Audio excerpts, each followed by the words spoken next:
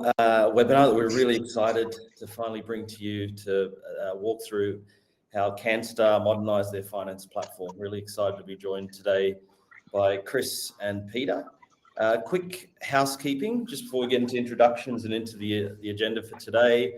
If you haven't used this platform before, please feel free to pop questions or comments in the chat. So you'll see a little speech bubble down the bottom.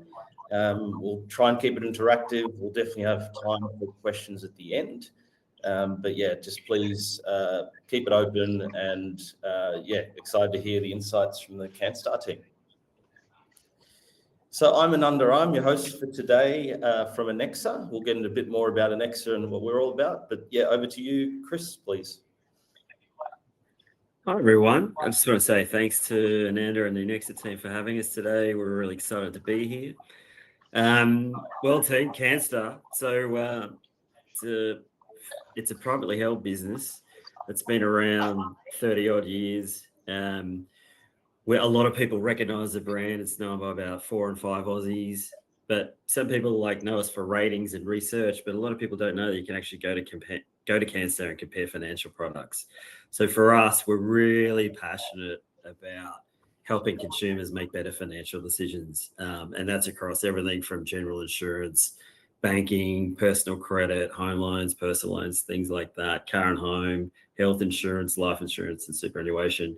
And then your utility products, energy and telco. So we have a lot of people, millions of people come each year to the Canstar website to compare. And that's us. So we're based in Brizzy as HQ, offices in Sydney, Auckland, offshore tech teams in India and Manila. We're about 180 people now. I think when I started, I've been here 19 odd years. We're about 20, 25 people, and these days are about 180 to 200. And yeah, but all run out of Brisbane. So with a pretty big office in Sydney. Right. So I just want to say thanks, Ananda. Thank you. And Peter, quick intro. Yeah, thanks, Ananda. Yeah, so I'm the finance director in the team here at Canstar. So I haven't been with the business for quite as long as Chris, about 2.5 years. So yeah, no, just looking forward to spending some time with you, having a bit of a chat through the process. I've got a slightly different perspective. I started just after when we did the actual NetSuite implementation. So I'd been through an implementation 3 or 4 years before sort of joining Canstar. So yeah, just interested, happy to sort of share some insights, answer any questions, that sort of thing, as we go through the webinar. Great, thanks, Peter. Just to set the scene a little bit about Annexa, we've been around quite a while now, about 25 years. Started off implementing Sage as an ERP, if anyone's familiar with that, back in the day, and then realised that our customers were growing. So we needed to look at a platform, and we'll learn a bit about NetSuite in a second, that could support that growth. So yeah, the last 10, 15 years solely focused on NetSuite as an ERP and becoming your go-to integration partner for all your surrounding best-of-breed products. We look after quite a few leading brands in Australia, like realestate.com, Maya, car sales as well. So excited to add Canstar to the family a couple of years ago and then jump into how we've supported them as part of the number of implementations we've done across ANZ. Some of you may have heard about NetSuite, so just a little bit about that platform, cloud financial ERP platform. Its strengths really are, with 40,000 customers being supported globally, it's having data in one place. So we'll kind of talk into that a little bit more as we go through the examples that Canstar saw and the benefits, but it is your go-to platform for your core financials. And as I mentioned, with Annexa, we can look at how you integrate your entire architecture into leveraging what NetSuite's all about. And we can learn a bit more about that as well as a separate session of what's happening, certainly with the advancements in AI and how it supports growing customers in that space. So over to the Canstar team. Chris, you just gave us some insights into Canstar as a team. Maybe just just touch on that journey in relation to building up to looking at changing your core systems? Yeah, great, Ananda. So, Canstar, we've come from smaller beginnings and grown over many years. And the business has done many evolutions in terms of when I first joined, we're effectively a small B2B research business collecting banking product data and then producing the ratings off the back of that.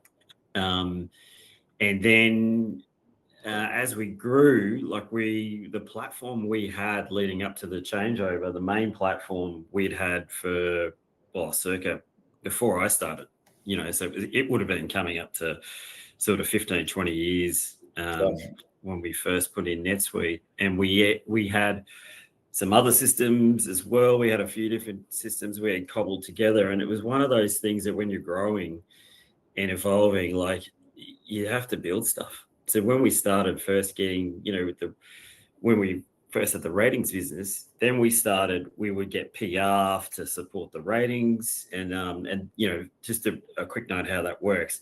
No one pays to be rated, but at Canstar, if you win a 5-star award, and then as a winner, you want to use the logo in your marketing to help with that marketing material, then there's a license fee arrangement. So we would get PR around award releases to help with that. And then all of a sudden we had people coming into our websites, and then we were like, oh, we've got to monetize this. So then we started turning the websites into places where you could compare the products that we were rating and monetizing that. So then we had to build a digital revenue system. We have never done that before. We had to go out and do deals with clients about monetizing referrals. So then as we kind of grew more and more, the systems we had, the joke used to be internally that you'd go to switch the L1 on and you'd have to stand on your head and put your arm behind your back and maybe it might work. And so, we just outgrown where we'd come from basically. And then we had a look. Yeah. And any key challenges? Was it data, trust in the data? Was it reporting? What was the key drivers at the time to look at? There's a few things, just probably the age of the system. It was on a server. It wasn't, it wasn't properly. It was in the cloud, but it wasn't properly in the cloud, I think. And it was just hard in terms of, you'd go to run a report and you'd have to go away and make a cup of tea, and then when you came back, it might be there. And we used to have to do everything in Excel outside back at that time, or Google Sheets that we're on now. And it just became, we couldn't move. We couldn't deliver for the business as quickly as we needed to, basically. Yeah, great. And Peter, I guess from your perspective, you had the fun task of coming in just as you'd gone live, decisions were made. And maybe from your perspective, some of the challenges you saw, and even touching on benefits as well. Yeah, sure. Yeah, I think, really I think the challenges are probably not, completely unique to Canstar. It was an on-prem sort of basically system that had sort of run its course really. So we had the usual issues.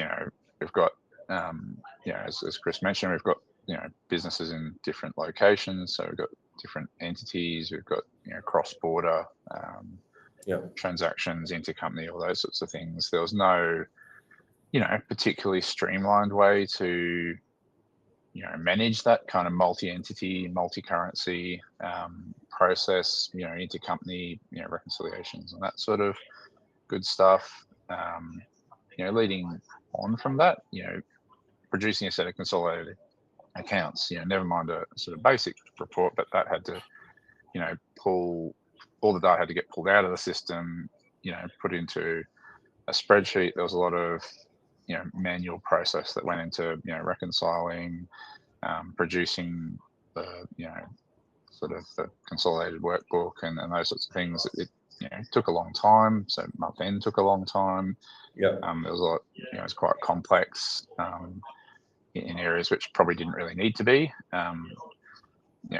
Obviously, a lot of dependency on spreadsheets, as I said. So, like even, posting consolidation journals and things like that was manual in the sheet, not in the system. Yeah. So generating little workarounds like that. I think like one of the other ones that is quite big when you're sort of looking at something like, I said I came from a background where I'd been through a NetSuite implementation, so I had experience with NetSuite. Actually finding people with experience with the previous system or systems, they were quite niche. It was quite hard to find anyone with a background in that space like to work in a finance team, let alone support the system as well. So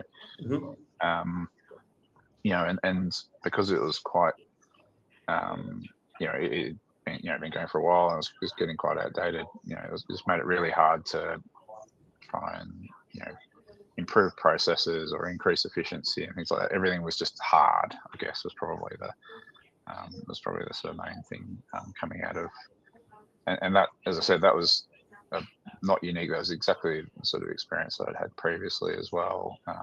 We were very similar situation coming out of a on-prem old system, and had all the same sort of pain points. So yeah, it's the sort of challenges that I guess everyone kind of experiences once they get to a certain point. Yeah, just the guys on the webinar, it'd be great to hear from you what your key challenges you're facing. So if you just open up the chat, we're going to put some polls in, very high level, just to get a feel for the audience and where your challenges lie. We might just quickly look at your tech stack, because I'm sure, as you say, a lot of people out there having very similar challenges. You've had to build your own software to cover gaps and accelerate that automation within the business. So if we look on the left-hand side, again, very high level, but it's a good illustration of the challenge that sat ahead of you. So on the left is your core NetSuite solution that was built out with the various modules in the one place. However, on the right-hand side, you did need to keep key applications within the business running for very specific things, I guess. And that is the great thing with NetSuite. You don't have to throw everything in there. Certainly from day one, you can phase it, bring it on when it makes sense. And sometimes you do need a best-of-breed product to talk to your financial system. So just to you, Chris, how did you decide what goes in where? What do you keep? Any insights there? Yeah, we were trying to, in our context, we were trying to go fairly quickly in terms of getting NetSuite in. And for us, it was about looking at, what could because we're basically, the main ERP is like a heart and lung transplant. So we're like, okay, we've got to get that part in. And then we looked at really how all the connections worked with everything else. And what's great about NetSuite is generally you can connect stuff fairly easily to it. So it was trying to find a way, that delicate balance of not biting too much off in phase one and knowing that we would take a staircase approach over time to just, down the track, you've always got that option. Okay, how's that connection going? Is it working well? Actually, should we replace that and then bring in another NetSuite orientated piece of software we need to? So for us, it was like looking at, okay, what's the, if you're doing the heart and lung, which is like your AP, your AR, your accounting, your general ledger and everything like that, what else could we sort of minimize or put back to like a future stage to do that? Because we had a fairly tight time frame, and we're basically the team that's doing the jobs every day are the same ones doing the implementation pretty much. So we were just trying to minimize the impact to the team as much as we could as well.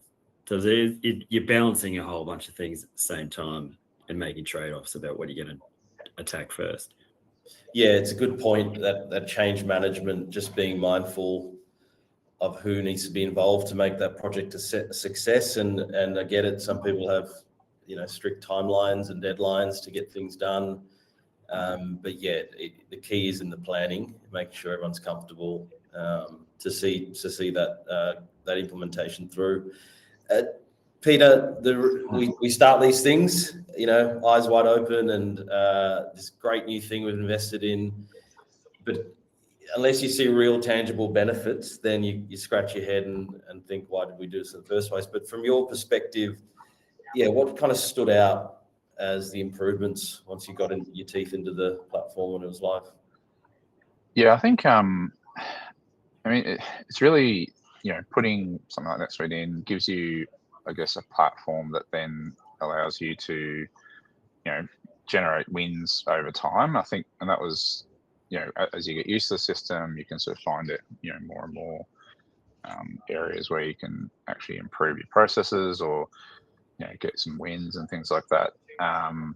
For us specifically, we, I was talking previously, like the month end process, it used to take us a couple of weeks.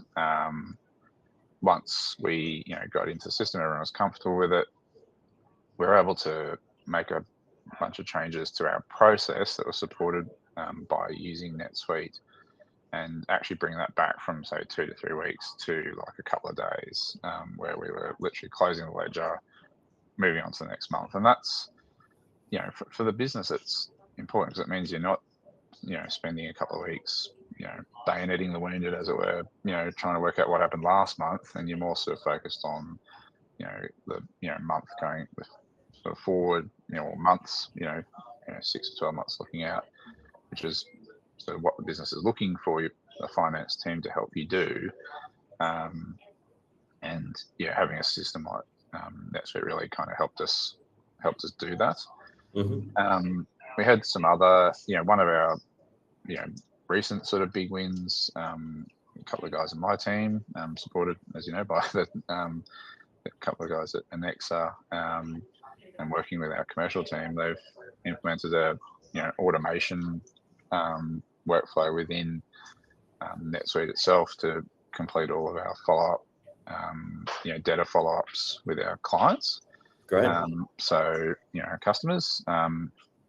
So in that we've literally reduced our over 90-day. We've got pretty good client base, but we've reduced our over 90-day debtors to literally zero. Wow. So it went from we never had particularly big long dated debtors, but we've got much better visibility, I think, now. And also that automated follow-up process means there's a lot less effort having to go into the process, whether it's the commercial team on the phone calling out clients and things like that. No one exactly knowing which invoices are outstanding, all that sort of stuff. We giving that information, we can then just concentrate on anyone who's a particular sort of issue, and it actually gives the the team more time to have personal contact with their with their clients and follow through, find out what's going on, help them out as well. So I think it's actually much better customer experience from that point of view too. We another sort of good example that happened like maybe 6 months, I think, after the NetSuite implementation. We had a CEO transition with the previous long-standing CEO retiring. New CEO come in, so we had to work through.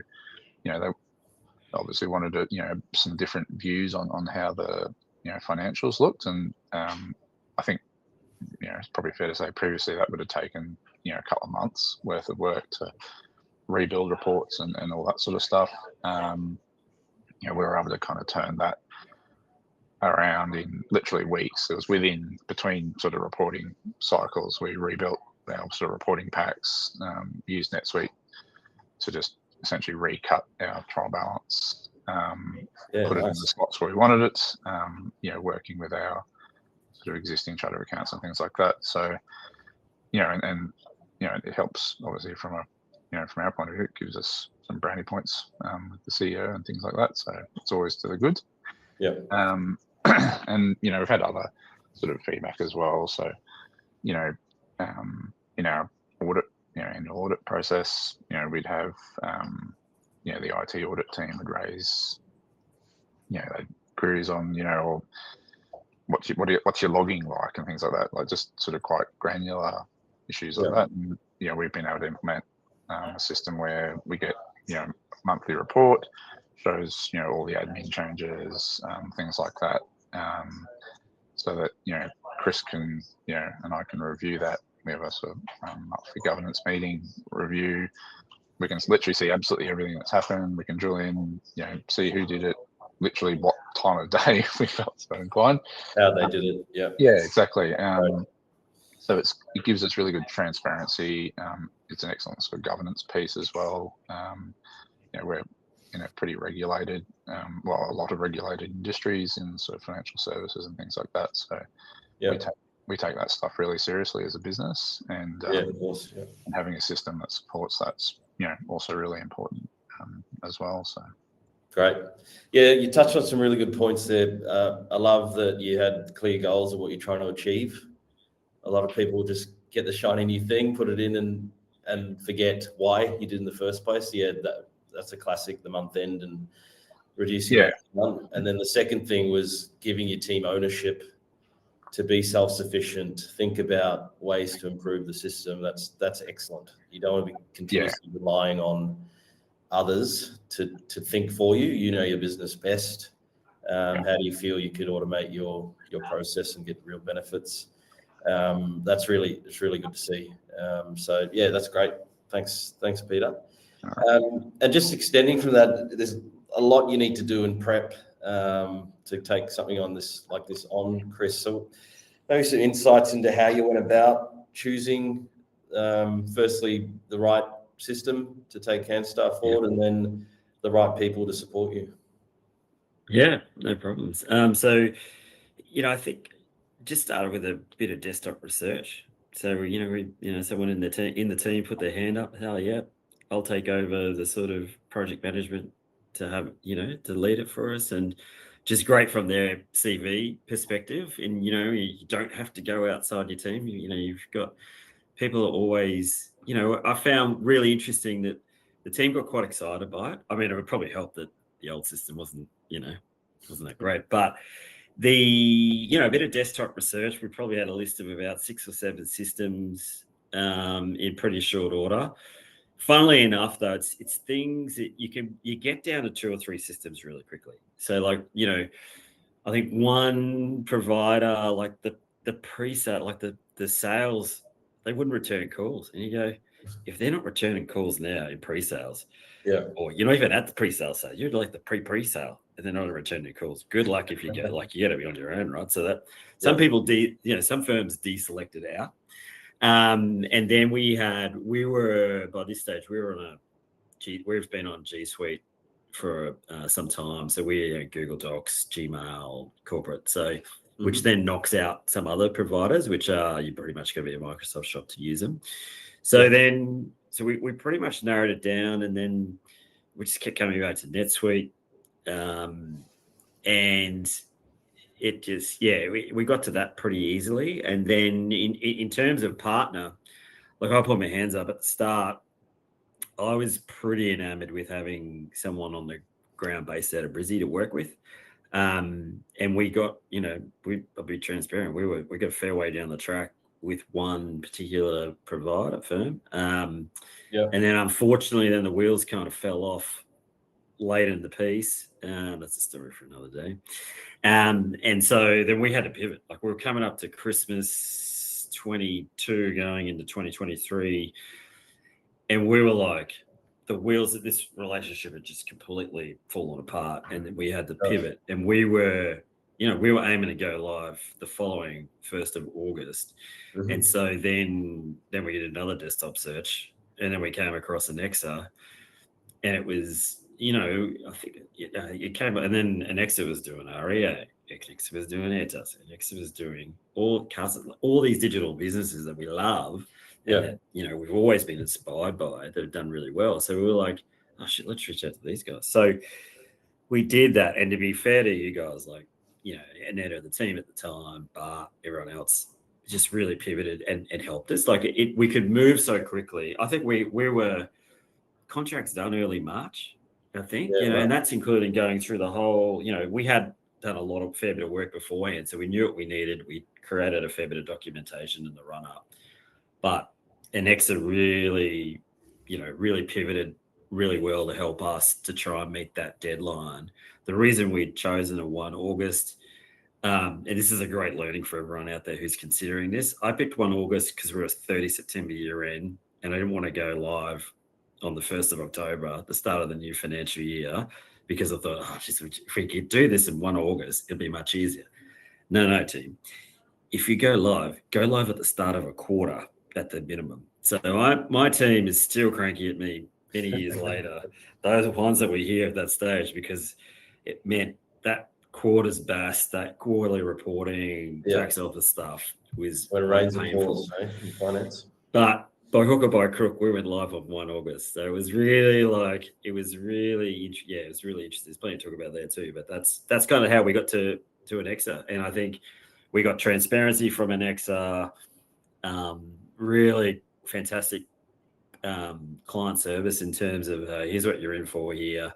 And we had people on the ground at the key stages in Brisbane. So it was really, really, really well done. Yeah. No, that's great. And Peter kind of touched on it. Sometimes you've got to rip the Band-Aid off, go live, but over time, you'll see benefits. Day one is day one. It's going to be hard. You're going to take time to adopt the system, but yeah, you're going to see the real tangible benefits as you use it more and you get comfortable making your own recommendations of how to use the platform. So that's really exciting. And then I guess for you, Chris, as well, in terms of that executive buy-in and change management, how did you manage that? Because that's a tricky one. You don't always have a change manager internally. You just say, can you jump on this one, drop everything? How did you do that at Canstar? Yeah, so it was really interesting because we're pretty much asking the finance team to help, guys, we're going to do this. The team could see the benefit of getting off legacy. I really, try to get the message across. This is great for your CVs to have one of these, to go through it. Yes, it's painful. I think having a really tight time frame helped everyone too. They knew it wasn't going to drag on forever. We talked a lot about, hey, we're doing a heart and lung transplant. And we didn't shy away from that. Like, it was like being transparent with the team and saying, right, we're all in this. And then just a few tips, like we made everyone accountable for their own role in the new platform, in terms of, we said, look, guys, when we go live on day one, you need to know how to do your job. And if you can't, and if you haven't done the testing, you can't, well, it means you're going to be working 3 times as hard, or even worse, longer, right? So that was important. I think we tried to gamify it as well. So when it came to testing, I was like saying to the team, let's just give out some gift cards. Like, whoever's smashing out the testing, let's try and, encourage them. So, you'd be amazed at like a $50 prepaid gift card goes a long way. And we had, probably one of the youngest members in our team at the time, who was she was a gamer in her spare time, and, so really loved tech. So she got right into it. Yeah. And I would say to my finance manager at the time, Pete, I'd say, just give her more. Just give her another one. And encourage her to then, because she could then help out other people that were maybe not so. Because, every team is different. We're quite a broad team. I can describe the Canstar finance team as a broad church. We're diverse. Change is hard for some people, and so others, where we had people that were really leaning in, we tried to lean into them even harder, and help them feel good about it, and provide little incentives. But we tried to gamify it where we could, to try and make that easy. But I think, just having clear timeframes, clear accountabilities for everyone, and then leaning back into Annexa and saying, guys, if you're struggling with something, put your hand up and we'll get the Annexa guys to help out. Yeah, that's really good. And it's really important you identify those champions and shout it from the rooftops. And that accountability is great. I work in way too many projects where you're talking to the person who's going to do it day to day, and then they need to go to someone else, and then someone else potentially, and it dilutes what you're trying to achieve. So that's a really good point that you gave that ownership to the team. We did. Sorry, Ananda, just one thing. We did backfill a little bit of sort of management reporting resource as well, just to kind of release it a bit. It was just the don't want to sound like I was just like cracking the whip the whole time, but just before you move on, please remember the chat. You can just add comments, questions in there, and we'll come around to them. So that's great in the lead up and during. Then I guess for you, Peter, what's happening now? You're up and running. You've been up and running for a couple of years now. How's it all going? Yeah, so I think as I said, we sort of try and adopt a process just across the business of continuous improvements. So we have a quarterly goal setting process that everyone participates in, and so we do goal setting and then reflections at the end of the quarter, and then use that to sort of set goals. It's all aligned with the top sort of focuses from the CEO and exec team on down as well. But so for my team and for me, it's looking at increasing our adoption of the process of this platform, I should say. In our quarterly goals, we always make sure we've got something that's focused on a new process improvement, or it doesn't have to be big bang either. So it's really just like some micro innovations. So we're just building that kind of flywheel effect. Quarter after quarter, fix something. And sometimes we actually get, big wins almost with, like with the data process that probably took us, 3 or 4 months to sort of come up with the idea, do a bit of research, obviously engage with Annexa's help desk, which, just to be, we use, contact your guys all the time, is to help us out and with little queries, and then if we need to, we sort of take it into a bigger project, or bigger project, which is what we did with that sort of implementation there. But yeah, the team, they then feel empowered to do their own sort of thing, come up with solutions, and they sort of bring it back to the team and say, hey, I've identified this, I think we can do it this way. I've talked to around the business, they're happy with this approach. And so it sort of keeps people interested. It keeps people investigating new things. Like we've always got the support of having a sandbox environment in NetSuite as well. So you can kind of refresh that, start from scratch, have all your current data in it. That's, I think, a really sort of undersold benefit of the platform. So it takes less than 24 hours, refresh the whole platform with current data. You go in there, play around with it. You literally can't, well, you can break it, but then it doesn't matter, actually just refresh it. So you can, it just gives the guys confidence to actually have a play around, work out, where they might be able to, make some improvements, test it out, and then when they're happy with it, can transfer it back into the production and go from there. So yeah, it's just an example of a platform supporting what our business wants us to do anyway, and so it just sort of helps us demonstrate the value of the platform ongoing for the rest of the business as well.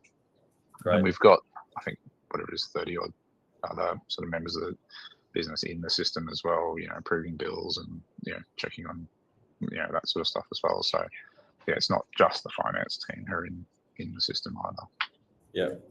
Yeah, that's great. Just having clear milestones during the year to look at your goals, what you've achieved, and what's the next priority. That's really good to instill that behavior. Because otherwise you've invested in this thing that's supposed to grow with you, and it doesn't. It just sits there. And yes, it cut down your month end by a couple of weeks, but that's not why you're doing this. There's lots of other benefits. No, you have to take ownership of doing that, yourselves as part of the team. Like you can't, if you don't try to invest in it or don't focus on doing it over time, then it'll just sit there being sort of stale. Change and no one wants to be. It's not good. It's not a good environment either for the team and things if they're not given the opportunity to to do more or try and improve or do new things as well. It's makes life a bit more interesting. Yeah. The finance team. No, that's great, and it can. Yes, you're buying a new system, but it can help empower the culture of the business. It sounds like it's not just finance; it's across the board. You can sometimes get stuck in the day to day, but if you know you've got the full backing to bring up fresh ideas and see those through as well, not just that's really exciting. And I mean, it's not, and none of these things, are, like, it doesn't cost us, like, it's not expensive or anything to do. Like, we can, you can use the workflow, like the tools are there, so you can sort of, it's part of the platform already, so you can just, get in, get stuck in, get more out of it. You've already got the platform, but you just keep getting more and more out of it, which is, I think pretty much good. That's great. It's a good lead into, I guess, what's next. What are the key priorities? You've been on NetSuite for some time. Still got quite a bunch of other systems integrated in. What's your roadmap look like, and what's, I guess, your approach to prioritizing and understanding what you're going to do next? I'll go to you first, Chris, and then get Peter. Yeah, well, I think, Ananda, like, for us, there's always a continuous improvement. There's always a need to you want to forecast more. As the world's evolving so quickly now with AI and things like that, everything's just changing really quickly, and it creates opportunities. We've seen, we had a session with you guys a couple of months ago, and some of the stuff that looks really cool around AI that's coming soon. It looks really exciting, and it'll change the roles for the team, and they get into a more of a value add. There's so much potential there. So we're really excited about that. I think for us, it's probably, for me, with my CFO add on, it's the forecasting side of it for me in terms of what we could do there, around potentially putting in an FPA module down the track. Pete had a good crack at that this year. Couldn't quite get the CEO over the line, but we'll get there one day. And then, but it's, Pete's challenge there, by the way, is he's too good. Team's too good with the current way they're doing it. So the boss is like, "What do we need to change? You guys are doing a great job." So but yeah, he does. So it's, I think for me there, and then it's just, if something comes up and it feels hard, Pete will say to me, or I'll say to Pete, like, "Geez, how do we fix that? How do we make that automated?" And the debtors day is a cracker. Like that is something you shout from the rooftops in terms of you get your 90 days down to zero. I've never seen that anywhere in any business I've ever worked in. So, yeah. Yeah, that's really exciting. I think we lost you for a sec there, Chris. You good? Yeah. Hello? Yeah, I'm back. Yep. All right. And then to you, Peter, I know you looked at planning. How many spreadsheets is one spreadsheet too many, as they say in the forecasting world? But we'll attack that one another day. I think too, but yeah, we'll just we'll move on.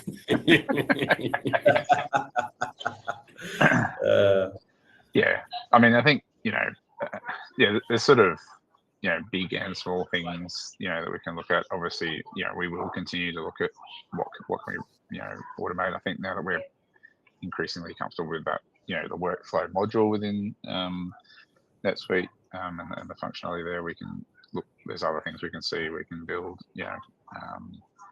Right. We've, as the business evolves, we will need to recut our reporting differently and things like that. So I definitely think we're in a good position to take advantage of the platform to make to adapt to the business as we go. Great. We've got about 5 minutes left. So we'll just do some questions. But yeah, really appreciate those insights. Great learnings and great things you guys are putting in place to ensure you're leveraging the platform more and seeing the benefits of Canstar. So I like this one. What do you wish you knew that you know now? I'll go to you first, Chris, that you didn't quite know until you had to learn it further down the line. Yeah, I think it's a good question. I wish I'd met Peter earlier. That's what I wish. I think when we went live in 1 August and none of us had used it before, I think we found that first sort of processing, that trying to produce that first set of accounts, which is quite hard to do when you're in a testing environment. And I think when I reflect back with where a couple of people in the team, where their heads are at in terms of things, like we could have done a better job of that. I'll put our hands up on there.